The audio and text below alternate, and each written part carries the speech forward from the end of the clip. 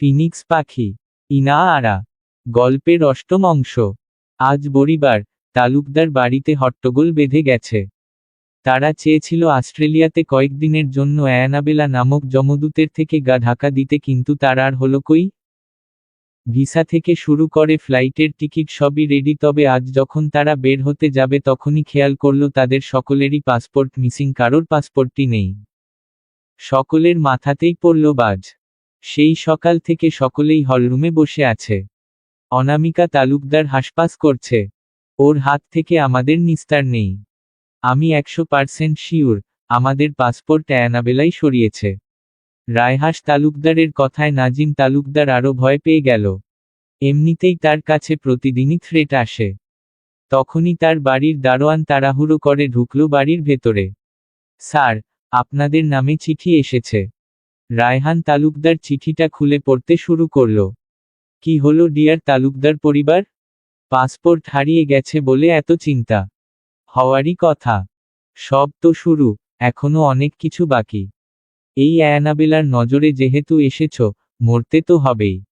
তৈরি থাকো। ঘড়ির কাঁটা এগোচ্ছে। অ্যানাবেলা। নাজিম তালুকদার একটা শুকনো ঢোক গিলে বলল, এখন কি করব আমরা? রায়হান তালুকদার চিঠিটা ভাঁজ করতে করতে বলল, এবার আর ভয় পেলে চলবে না। অ্যানাবেলাকে ধরতে হবে। অনেক হয়েছে আর না। দেখতে দেখতে সময় কত দ্রুত চলে যায়, তাই না? মেহেক নিজের কাজে এতই ব্যস্ত যে দেখতেই পায়নি সকাল থেকে সন্ধ্যা হয়ে গেছে। নিউ প্রজেক্ট নিয়ে আজ তার অনেক কাজ। রেইন তাকে অনেক ভরসা করে, আর সেই ভরসা রাখতেই মেহেকের এত পরিশ্রম দিতে হচ্ছে। মেহেক নিজের কাজে এতই ব্যস্ত যে দুপুরের লাঞ্চও করেনি। মেহেক কম্পিউটারে ডেটার কাজ করছে, তখনই তার ল্যান্ডলাইনে কল আসে রেইনের। মেহেক কাজ করতে করতেই ফোনটা তোলে। ফোন রিসিভ হওয়ার সাথে সাথে অপর পাশ থেকে রেইন বলল, যে ফাইলগুলো কমপ্লিট হয়নি সেগুলো নিয়ে একবার কেবিনে আসো। মেহেকে জি বলে ফোন কেটে বাকি ফাইলগুলো নিয়ে রেইনের কেবিনে গেল। রেইন তার জন্যই বসেছিল। মেহেক কেবিনে যেতেই রেইন তাকে ইশারা করল কাউচে বসার জন্য। মেহেক বিনা বাক্যে কাউচে বসল। রেইন একটা প্যাকেট থেকে খাবার বের করে মেহেকের পাশে বসল। এক চামচ বিরিয়ানি মেহেকের মুখের সাথে ধরে আদেশ ছুড়ল, হা করো। মেহেক হা করল না, বরং বলতে নিল, এগুলো কেন? মেহেকের কথা শেষ হওয়ার আগেই রেইন বলল, অন্যকে ভালো রাখতে হলে সর্বপ্রথম নিজেকে ভালো রাখা শিখতে হয় মিসেস মেহেরুন্নেসা শেহরোজ তেজা। এবার হা করো, তুমি খাওনি বলে আমিও খাইনি।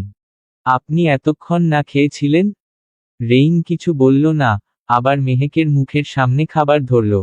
মেহেক খাবার মুখে পুরে নিল। মেহেক আরেকটা চামচ নিয়ে রেইনের মুখের সামনে ধরল।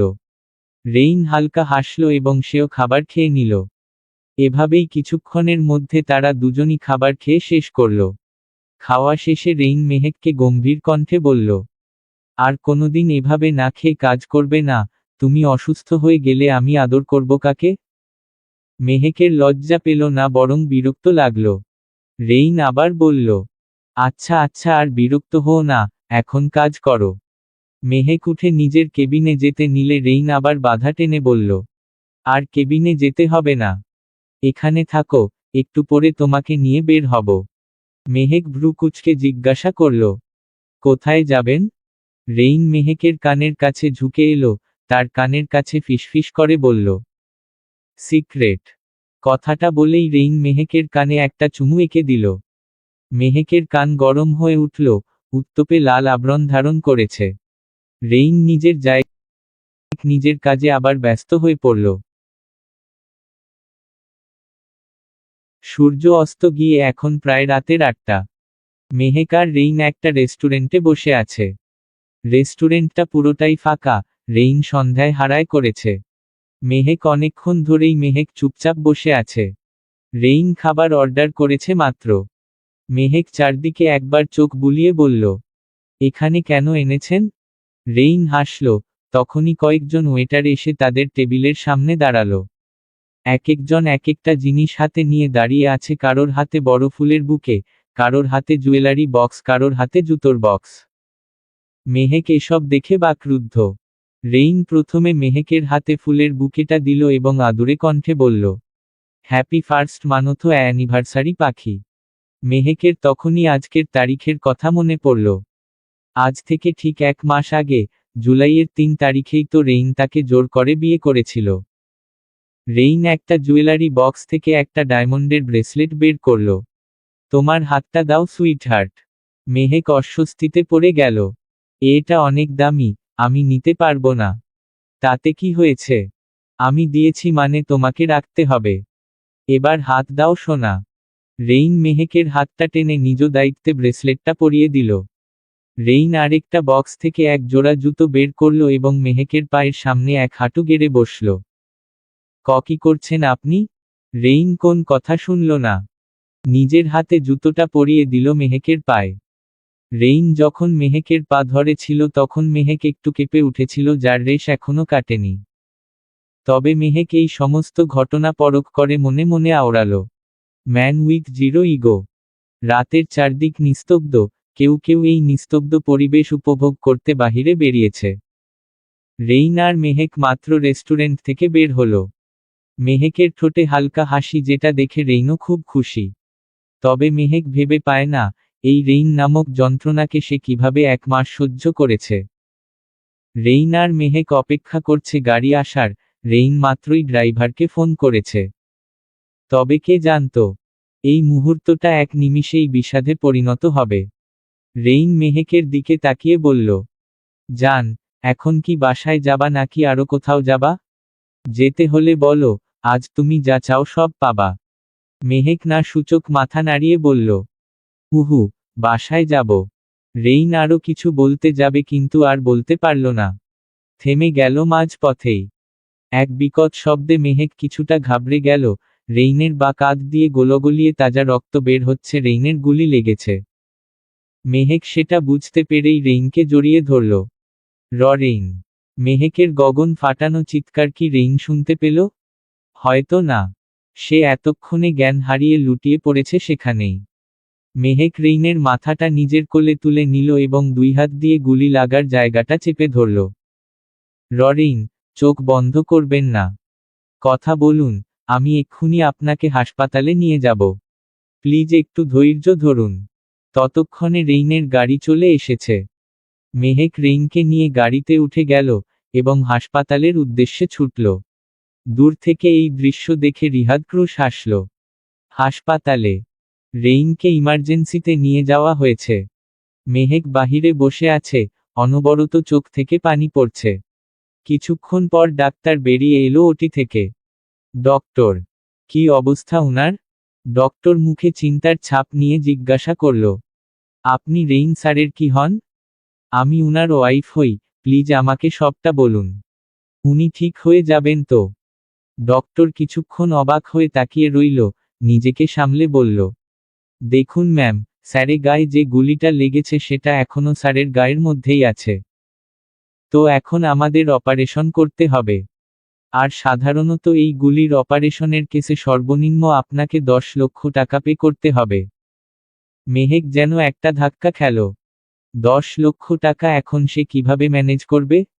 এত টাকা তো আর মুখের কথা নয়, আর রেইনের অ্যাকাউন্ট থেকেও টাকা উঠাতে পারবে না। মেহেক যখন দিশেহারা তখনই তার মাথায় এলো রেইনের দেওয়া ডায়মন্ডের ব্রেসলেটের কথা, যেটা সে হাতেই পরেছিল। একবার সেদিকে তাকিয়ে কান্নারত কণ্ঠে আওড়াল, আমি আপনার উপহারটা রাখতে পারলাম না। আপনাকে বাঁচাতে হলে এটা আমাকে করতেই হবে। মেহেক কাউন্টারের দিকে গেল এবং সেখানে বসে থাকা মেয়েটাকে বলল, এই ব্রেসলেটটা রাখুন, এইটা ডায়মন্ডের, তাও আমার হাজবেন্ডকে বাঁচান প্লিজ। এখনই অপারেশনের ব্যবস্থা করুন। কাউন্টারে বসে থাকা মেয়েটা ব্রেসলেটটা রাখল এবং ডাক্তারকে ইনফর্ম করল। মেহেক আবার পেমেন্টের কাগজটা নিয়ে ওটির সামনে গিয়ে দাঁড়ালো। কি হচ্ছে তার সাথে এগুলো সে কিছুই বুঝতে পারছে না। সে কি বাঁচাতে পারবে রেইনকে? মেহেক ওটির সামনে রাখা চেয়ারে ধপ করে বসে পড়ল। নিজের কোমল হাত দুইটার মাঝে নিজের মুখটা লুকিয়ে ফেলল যন্ত্রণায়। মেহেক মাথা নিচু করে বসে আছে, তার সামনেই চিন্তিত বিষণ্ণ চেহারা নিয়ে দাঁড়িয়ে আছে জেইন। কিছুক্ষণ আগেই সে এসেছে। মেহেক তার 2 হাতের ভাঁজে মাথা রেখে কাঁদছে। জেইন তার পাশে বসল, সেই বা কি সান্ত্বনা দিবে। নিজেরই কণ্ঠস্বর ভেঙে আসছে জেইনের, তবুও সান্ত্বনা দেওয়ার চেষ্টা চালালো। ভাবি, প্লিজ কান্না করবেন না। ভাই ঠিক হয়ে যাবে। আপনি কান্না করলে কিভাবে হবে বলুন? ভাইয়ের জ্ঞান ফিরে যদি দেখে আপনি কেঁদেছেন তাহলে আমাকে আস্ত রাখবে না। মেহেকের হেলদোল নেই, সেভাবেই কাঁদছে মেয়েটা। তবে এত কান্না কেন পাচ্ছে তার? সেই চিন্তা মেহেকের মাথায় নেই, কারণ সে জানে তার অন্তর্ঘিনে কোন না কোন এক জায়গায় রেইনের জন্য একটা সফট কর্নার আছে, হয়তো সেটাই ভালোবাসা, যেটা সে এতদিন বুঝতে পারেনি। আজ হঠাৎ করেই রেইনের কেয়ার করা, হুটহাট চুমু খাওয়া, কাজের ছুতোয় নিজের কেবিনে আটকে রাখা সবকিছুই মেহেকের মনে পড়ছে। বিশেষ করে পাখি ডাকটা খুব করে রেইনের মুখ থেকে শুনতে মনে চাইছে তার। নিজের রুমে পায়চারি করছে তুষি, কিছুতেই শান্তি পাচ্ছে না সে। রাতের 12টা বেজে গেল, এখনো মেহেক বাসায় ফিরল না। একটা ফোনও করেনি। তুষির চিন্তায় জীবন যায় যায় অবস্থা। কয়েকবার ফোনও দিয়েছে মেহেককে, অথচ ফোন তোলেনি। তুষির তখন মাথায় এলো জেইনের কথা। সে দ্রুত হাতে নাম্বার ডায়াল করে ফোন দিতে গিয়েও থেমে গেল। আগের বার রাগ করেছিল টানা 1 মাস, এখন যদি আবার রাগ করে। তবুও জেইনের রাগের পরোয়া না করেই তুষি ফোন করল জেইনকে। অন্যদিকে হাসপাতালে জেইন মেহেকের পাশেই বসেছিল। হঠাৎ ফোনটা বেজে উঠলে সে ফোনটা চেক করে দেখল তুষি ফোন করেছে। জেইন সেখানে বসেই ফোনটা রিসিভ করল। অপর পাশ থেকে তুষি জিজ্ঞাসা করল, মেহেক আপি কি এখনো অফিসে আছে? প্লিজ রাগ না করে বলুন, আমার অনেক টেনশন হচ্ছ। জেইন ভাঙা কণ্ঠে বলল, তোমার বোন আমার সাথেই আছে, হাসপাতালে। হাসপাতাল শব্দটা শুনতাই তুষির ক্ষুদ্র হৃদয়টা ধক করে উঠল। ব্যাকুল হয়ে জিজ্ঞাসা করল, আপি কিছু হয়েছে? কেমন আছে আমার আপি? তুষির আওয়াজে কান্নার রেশ বোঝা যাচ্ছে।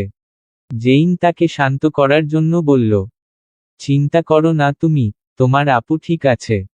আসলে আমার ভাইয়ে গুলি লেগেছে, তাই আমরা হাসপাতালে। মেহেকে এতক্ষণ যাবত তুষির আর জেইন কথোপকথন শুনছিল। সে জেইনের কাছ থেকে ফোনটা চাইল আর জেইন নির্দ্বিধায় সেটা হস্তান্তর করল। মেহেক ফোনটা কানে উঠিয়ে যথাসম্ভব শান্ত থাকার চেষ্টা করে বলল, আমাকে নিয়ে চিন্তা করিস না তুষি। তুই খেয়ে দে, ঘুমিয়ে পড়। আমি আজ বাসায় ফিরছি না। কালকে সকালে দেখা হবে, আর মামি কিছু বললে কান দিস না। যা বলেছি সেটা কর। মেহেক ফোন কেটে দিল। তখনই ডক্টর ওটি থেকে বের হলো। জেইন আর মেহেক দৌড়ে তার কাছে গেল। ডক্টরের চেহারা বিষণ্ণ দেখে মেহেক কিছুটা ভয়ে ভয়ে জিজ্ঞাসা করল, কি হয়েছে ডক্টর? উনি ঠিক আছে তো? ডক্টর একটা দীর্ঘশ্বাস ফেলে বলল, দেখুন মিসেস ড্যাভিন, এখন আর আমাদের হাতে কিছু নেই। আমরা অনেক চেষ্টা করেছি, বাকিটা আল্লাহর হাতে। প্রচুর ব্লিডিং হওয়ায় উনার জ্ঞান এখনো ফিরেনি। 24 ঘন্টার মধ্যে জ্ঞান না ফিরলে আমরা আর কিছু করতে পারবো না। দোয়া করুন উনার জন্য। ডক্টরের কথা শুনে মেহেক 2 পা পিছিয়ে গেল, পড়ে যেতে নিয়েও নিজেকে সামলে নিল। আমি কি উনার সাথে একটু দেখা করতে পারি? পারবেন, তবে 5 মিনিটের বেশি নয়। মেহেক মাথা ঝাঁকালো, ধীর পায়ে ঢুকল কেবিনে। রেইন সেন্সলেস অবস্থায় শুয়ে আছে বেডে। মুখে অক্সিজেন মাস্ক, হাতে ক্যানোলা জ্যানা দিয়ে রক্ত প্রবাহিত হচ্ছে তার শরীরে। কাঁধের কাছটায় ব্যান্ডেজ করা। রেইনের এই অবস্থা থেকে মেহেক ডুকরে কেঁদে উঠল। ধীর পায়ে এগিয়ে গেল রেইনের দিকে। শরীর টিকছে না, বারবার ভেঙে আসছে। সে রেইনের কপালে একটা দীর্ঘ চুমু এঁকে দিল। ভাঙা কণ্ঠে আওড়ালো, আপনি আমাকে ছেড়ে যাবেন না রেইন। আপনাকে আমার অনেক কিছু বলার আছে। আপনি যেটা সবসময় শুনতে চাইতেন, হ্যাঁ সেই 3টা শব্দ যেটার অপেক্ষাতেই আপনি সবসময় থাকতেন, শুনতে চাইতেন আমার মুখ থেকে। আমি আপনাকে ভালোবাসি রেইন। শুনেছেন আপনি? আমি আপনাকে ভালোবাসি। কথাগুলো বলেই মেহেক আবার কেঁদে উঠল। তবে মেহেকের ভাঙা কণ্ঠের এই আর্তনাদ কি রেইন শুনল? সে কি জানতে পারল তার প্রেয়সী সেই মূল্যবান 3টি কথা উচ্চারণ করেছে? তাও শুধু এবং শুধুমাত্র তার জন্য। কেটে গেল 8 ঘন্টা। সকাল হয়ে এসেছে কিন্তু রেইনের জ্ঞান এখনো ফিরেনি, তাই তাকে আইসিইউতে রাখা হয়েছে। মেহেক আইসিইউ এর বাহিরেই বসে আছে, মুখটা লুকিয়ে রেখেছে নিজের 2 হাতের ভাঁজে। সারা রাত একইভাবে বসেছিল মেয়েটা। এখন সে হাড়ে হাড়ে বুঝতে পারছে রেইনের প্রতি তার ঘুমন্ত সেই ভালোবাসা। জেইন একটা বড় ডক্টরের টিম রেডি করে ফেলেছে, যেভাবেই হোক ভাইকে বাঁচাতেই হবে তার। সর্বক্ষণ এখানে ওখানে দৌড়াদৌড়ি করে সবশেষে মেহেকের পাশেই এসে বসে আছে। নিজের মধ্যে থাকা শক্ত ভাবটাও এখন আর টিকাতে পারছে না, চোখ দিয়ে টপটপ করে পানি পড়ছে। সকাল 9টা, মেহেক বসে ছিল সেই চেয়ারেই, জেইনও তার পাশ থেকে সরেনি। অনেকবার খাবারের জন্য জোরও করেছিল মেহেককে, তবে মেহেক এক চুলও নড়েনি। ভেতরে তখন একটা নার্স এসেছিল রেইনের ব্যান্ডজ খুলে ড্রেসিং করানোর জন্য। হঠাৎ সে আইসিইউ দরজা দিয়ে মাথা বের করে জোরে জোরে ডক্টরকে ডাকতে লাগল। এই দিকে মেহেক ভয় পেয়ে গেল, জেইন এতক্ষণে উঠে দাঁড়িয়েছে। ডক্টর, তাড়াতাড়ি আসুন, স্যারের জ্ঞান ফিরেছে। নার্সটার ডাকে পুরো ডাক্তারের টিম এসে হাজির। তারা একে একে আইসিইউ এর রুমে ঢুকল। মেহেক কাচের দরজা দিয়ে ভেতরে তাকিয়ে আছে, রেইনের জ্ঞান ফিরেছে। রেইনের চোখ খোলা দেখে আবার চোখ দিয়ে কয়েক ফোঁটা পানি গড়িয়ে পড়ল তার। জেইন তার পাশেই দাঁড়িয়ে আছে। ডাক্তাররা রেইনের চেক আপ করছে এবং তার সমস্ত মুভমেন্ট নোট করছে, আর রেইন তাই চোখ তো প্রিয়তমাকে খুঁজতে ব্যস্ত। এখন কেমন লাগছে স্যার? রেইনের মৃদু গতিতে মাথা দোলাল। পরক্ষণেই অস্পষ্ট স্বরে হাত তুলে জিজ্ঞাসা করল, আমার বউ? একজন ডাক্তার হেসে বলল, চিন্তা করবেন না স্যার, আপনার ওয়াইফ একদম অক্ষত আছে, বাহিরেই বসে আছে। রেইন নিজের চোখটা বন্ধ করে নিল। ডাক্তাররা কয়েক মিনিট আরও পর্যবেক্ষণ করে বেরিয়ে এলো এবং মেহেক আর জেইনের উদ্দেশ্যে বলল, ম্যাডাম আর জেইন স্যার, চিন্তার কোন কারণ নেই। স্যারের জ্ঞান ফিরেছে, এখন একটু রেস্টের দরকার। আমরা তাকে কেবিনে শিফট করার ব্যবস্থা করেছি। কেবিনে শিফট হলেই আপনি উনার সাথে দেখা করতে পারবেন। একটু থেমে আবার মেহেকের উদ্দেশ্যে বলল, স্যার, আপনার কথা জিজ্ঞাসা করছিল। মেহেক তার মাথাটা হালকা দোলালো। ডাক্তারের টিম চলে গেল। মেহেক জেইনকে বলল, আপনি এখানে থাকুন, আমি বাসায় যাচ্ছি। জেইন বাধা টেনে বলল, কিন্তু ভাবি, ভাই তো আপনাকে প্রথম দেখতে চাইবে। আপনি ম্যানেজ করে নিবেন। আসছি। মেহেক আর জেইনের কথা শুনল না, সে বাড়ির উদ্দেশ্যে রওনা দিল। কেটে গেল মাঝের একদিন, মেহেকের আসার খবর নেই। রেইনকে সেই দিনই কেবিনে শিফট করা হয়েছে। এখন আগের চেয়ে অনেক সুস্থ আছে। গুলি কাঁধে কাজটায় লেগেছে বলে এখনো পর্যন্ত এই দুনিয়ায় টিকতে পেরেছে। রেইন চোখ খুললেই আশেপাশে মেহেক কি খুঁজে তবে পায় না। জেইনকে জিজ্ঞাসা করলে জেইন শুধু বলে মেহেক আসছে। এভাবে কেটে গেল 2 দিন। আজ মেহেক হাসপাতালে পা রেখেছে। এই কয়েকদিন বেচারি জ্বরে ভুগেছে, টেনশন আর সারারাত কান্না করাই জ্বরে বিছানায় পড়েছিল এই 2 দিন। আজ জ্বরটা একটু কমেছে আর চলে এসেছো হাসপাতালে। হাতে করে রেইনের জন্য তার পছন্দের চিকেন স্যুপ আনতে ভুলেনি মেয়েটা। মেহেক কেবিনের সামনে দাঁড়িয়ে আছে। মুখে চোখে একরাশ যন্ত্রণার ছাপ। তবুও কোনোভাবে নিজেকে স্বাভাবিক করে কেবিনে প্রবেশ করল। জেইন তখন কেবিনে রাখা কাউচেই বসেছিল আর রেইন গভীর ঘুমে আচ্ছন্ন। মেহেককে দেখে জেইন উঠে মেহেকের সামনে দাঁড়িয়ে চিন্তিত কণ্ঠে আস্তে আস্তে জিজ্ঞাসা করল, আপনার জ্বর কমেছে ভাবি? মেহেক উপর নিচ মাথা ঝাঁকালো। জেইন আবার বলল, আপনি কেন আসলেন বলুন তো? আমি তো ভাইকে বুঝিয়েই রাখছিলাম। এমনিতেই আপনি অনেক অসুস্থ, দেখে মনে হচ্ছে অনেক দুর্বল। ইটস ওকে, আপনি এখন বাসায় যান। আপনারও রেস্টের দরকার। এখানে আমি আছি, আপনি নিশ্চিন্ত থাকতে পারেন। জেইন মাথা ঝাঁকিয়ে বলল, কোন সমস্যা হলে বা কোন কিছুর দরকার হলে আমাকে ফোন করবেন। আর নিজেরও খেয়াল রাখবেন। আসছি।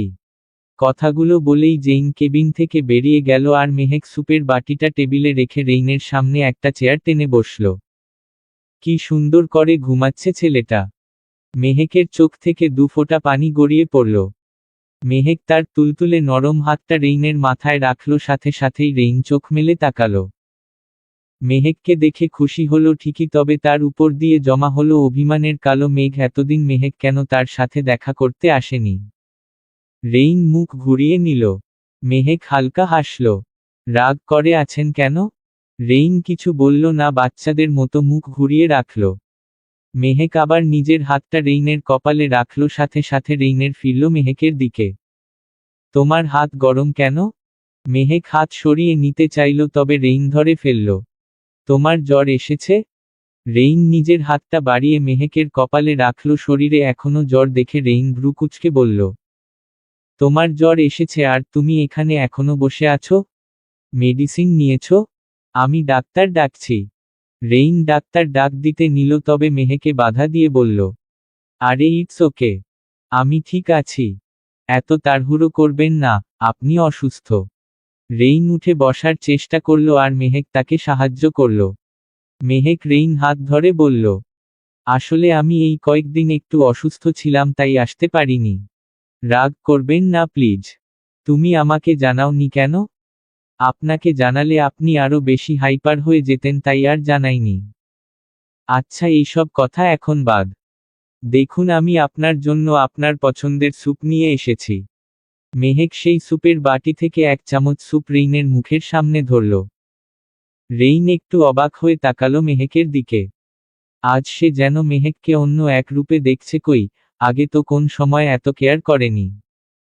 মেহেকের এমন অন্যরকমের আচরণ দেখে রেইন জিজ্ঞাসা করলে চাইল, তবে করল না।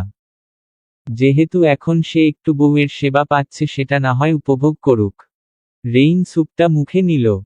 এইভাবে এক চামচ করে রেইন স্যুপটা খেয়ে নিল, মেহেকের ওড়না দিয়ে মুখ মুছে বলল, মম, টেস্টি ছিল অনেক। কালকে আবার বানিয়ে খাওয়াতে পারবে? রেইনের আবদারে মেহেক হাসল, হ্যাঁ সূচক মাথা নাড়াল। রেইনের চোখ তখনই গিয়ে পড়ল মেহেকের হাতের দিকে।